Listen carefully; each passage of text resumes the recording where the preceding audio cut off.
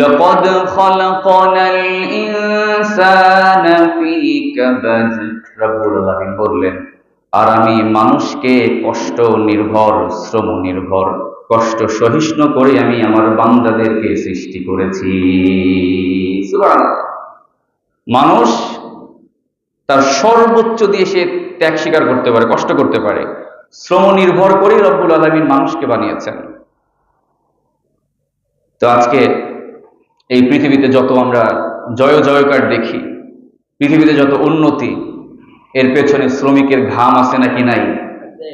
হাজার বছর আগের ওই আপনি বিশাল বড় পিরামিডের দিকে তাকান, সেখানে যেমন শ্রমিকের ঘাম ঝরেছে, ঠিক একইভাবে আজকের এই আধুনিক পৃথিবীতে আমরা যদি দুবাইয়ের বুর্জ আল খলিফার দিকে তাকাই, 165 তলা, ওই বিল্ডিংটাও যে নির্মাণ হয়েছে, সেখানে শ্রমিকের ঘাম ঝরেছে না?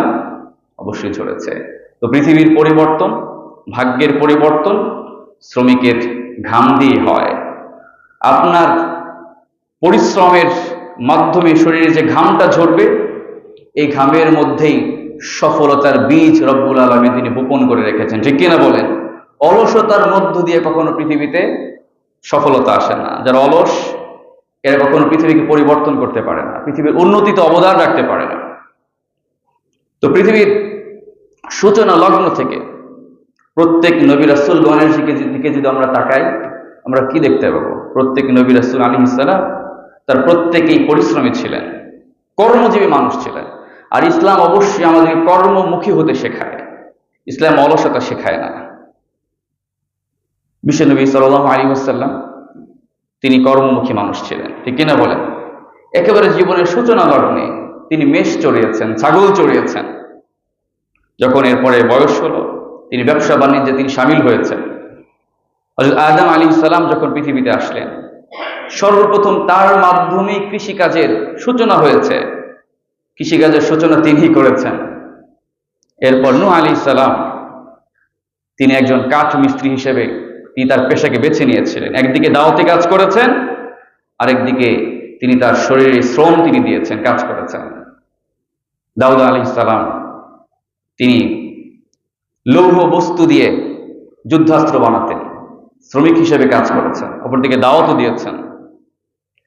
পৃথিবীর প্রায় প্রত্যেক নবী রাসূলগণ তারা মেষ চড়িয়েছেন, ছাগল চড়িয়েছেন, কেউ তারা বসে থাকেন নাই।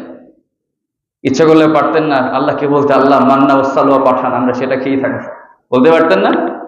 সেটা তারা করেন নাই। বরং তার উম্মতকে দেখিয়েছেন, পরবর্তী প্রজন্মকে দেখিয়েছেন যে কাজ করে খেতে হবে, বসে থাকা যাবে না।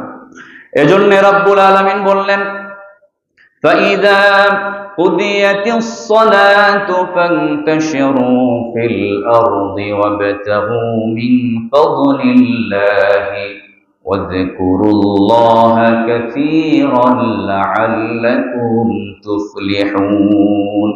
রব্বুল আলামিন বললেন, আর যখন নামাজ পরিসমাপ্ত হয়ে যাবে, যখন তোমাদের নামাজ শেষ হয়ে যাবে, তখন সাথে সাথে জমিনের মধ্যে ছড়িয়ে পড়ো আর রব্বুল আলামিনের অনুগ্রহ অনুসন্ধান করো।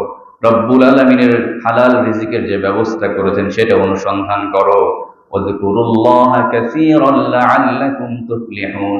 আর রব্বুল আলামিনকে বেশি বেশি স্মরণ করো, আশা করা যায় তোমরা সফলকামী হয়ে যাবে। সুবহানাল্লাহ। নামাজ শেষ, এরপরে আপনি আপনার হালাল রিজিকের সন্ধানে আপনি জমিনে ছড়িয়ে পড়েন। এটা কার নির্দেশ?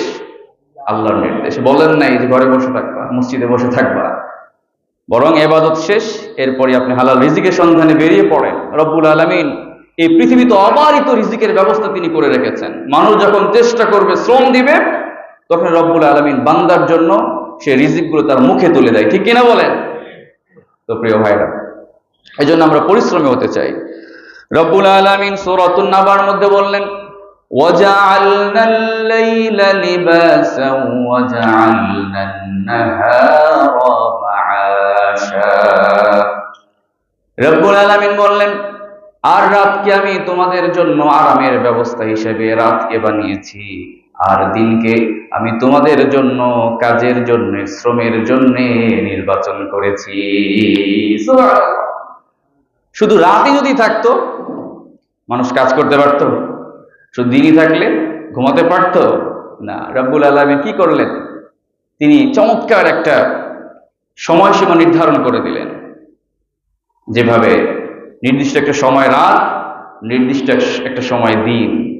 মানুষ যেন সারাদিন কাজ করে যখন ক্লান্ত হয়ে পরিশ্রান্ত হয়ে যাবে তখন সে ঘুমাবে, আবার নতুন আরেকটা দিনের জন্য নিজেকে তৈরি করবে। এই জন্য রব্বুল আলামিন বান্দার জন্য ঘুমেরও চিন্তা করেছেন, যে বান্দার রেস্ট দরকার, বিশ্রাম দরকার। সে চিন্তা কে করেছেন? আল্লাহ করেছেন। তো বিশ্বনবী সাল্লাল্লাহু আলাইহি ওয়াসাল্লাম তিনি আজ থেকে ১৫০০ বছর পূর্বে শ্রমিকের অধিকারের ব্যাপারে কথা বলেছেন। 1886 সালে এই যে সেখানে আমেরিকার শিকাগো শহরে শ্রমিকরা যখন অধিকার আদায়ের ব্যাপারে যখন তারা সেখানে লড়ছিল, মিছিল করছিল, তখন সেখানে গুলিবর্ষণ করা হয়। এরপর থেকে ১লা মে দিবস এটা পালিত হয়। শ্রমিকরা এখন অনেক অধিকার পাচ্ছে, কিন্তু আমার আপনার নবী আজ থেকে কয় হাজার বছর আগে কথা বলেছেন, ১৫০০ বছর আগেই বলেছেন যে অবশ্যই অধীনস্থদের, শ্রমিকদের তাদের প্রাপ্য অধিকার দিতে হবে। তো ইসলাম এমন কোনো বিষয় না যে দিক নির্দেশনা দেয় নাই। তো প্রিয় ভাইরা, তো এরপরে ইসলাম ২ নম্বরে যে বিষয়টা শ্রমিকদের ব্যাপারে বলছে যে চুক্তি অনুযায়ী সুযোগ সুবিধা দিতে হবে। এ ব্যাপারে কোরআন বলছে, ইয়া আইয়ুহাল্লাযীনা আমানু আউফু বিল উকুদ, তোমরা অবশ্যই তোমাদের অঙ্গীকারগুলো পূরণ করো। যে কোনো বিষয় হোক, শ্রমিকের সাথে মালিকের যে চুক্তি হয়েছে, যে অঙ্গীকারনামা হয়েছে, যে চুক্তিতে সে চাকরি পেয়েছে, জব পেয়েছে, সে অনুযায়ী তাকে সুযোগ সুবিধা দিতে হবে। যেটা কিনা আমরা সমাজে দেখি না, অনেক ক্ষেত্রেই শ্রমিককে অবহেলা করা হয়, ঠিক কিনা বলেন? কোরআন বলছে অবশ্যই সেই চুক্তি বাস্তবায়ন করতে হবে। এরপরে ৩ নাম্বার হচ্ছে সুন্দর আচরণ করতে হবে শ্রমিকের সাথে। বিশ্বনবী সাল্লাল্লাহু আলাইহি ওয়াসাল্লাম ইন্তেকালের পূর্ব মুহূর্তে তিনি উম্মতের জন্য 2টা বিশেষ গুরুত্বপূর্ণ কথা বলে গিয়েছেন। বিশ্বনবী সাল্লাল্লাহু আলাইহি ওয়াসাল্লাম শেষ নিঃশ্বাস ত্যাগের আগে 2টা কথা তিনি বারবার বলেছেন। 1 নাম্বার হচ্ছে as-সালাত, as-সালাত, as-সালাত, আর 2 নম্বরে বলেছেন ওয়া মা মালাকাত আইমানুকুম, নামাজ ছেড়ে দেওয়া যাবে না। আর 2 নম্বরে বিশ্বনবী যে কথাটা বারবার বলেছেন সেটা হচ্ছে অবশ্যই অধীনস্থদের সাথে, তোমাদের অধীনে যারা থাকবে তাদের সাথে ভালো আচরণ করতে হবে। আল্লাহু আকবার। তাহলে কথাটা কি কম গুরুত্বপূর্ণ? মৃত্যু একেবারে আগ মুহূর্তে, ওই সময় বলেছে নামাজ ছেড়ে দেওয়া যাবে না, আর অবশ্যই শ্রমিকদের সাথে, অধীনস্থদের সাথে ভালো ব্যবহার করতে হবে। তো এরপরে 4 নম্বর যে বিষয়টা সেটা হচ্ছে নিরাপত্তা। শ্রমিকদের নিরাপত্তা আমরা দেখি নাকি? অনেক কম দেখি, ঠিক কিনা বলেন? আগুন লাগলে শ্রমিকরাও মারা যায়, মিল ফ্যাক্টরি সব শেষ হয়ে যায়। এই জন্য শ্রমিকদের জীবন নিরাপত্তার কথা বিবেচনা করেই মিল ফ্যাক্টরি, অফিস আদালত তৈরি করা দরকার। এরপরে 5 নম্বর যেটা, সেটা হচ্ছে সাধ্যের বাইরে এমন কোনো কিছু চাপিয়ে দেওয়া যাবে না। কোরআন বলছে লা ইউকাল্লিফুল্লাহু নাফসান ইল্লা উসআহা, আল্লাহ সুবহানাহু ওয়া তাআলা তোমাদের সাধ্যের বাইরে কোনো কিছু চাপিয়ে দেন না। এখন আপনি যদি যে কাজটা একজন শ্রমিক পারবে, আপনি যদি 5 জনের কাজে একজনের উপর চাপিয়ে দেন, হবে তার উপর অবিচার করা হবে। রব্বুল আলামিন সে বিষয়ে বলেছেন অবশ্যই এটা করা যাবে না, সাধ্যের বাইরে কোনো কিছু চাপিয়ে দেওয়ার সুযোগ নেই।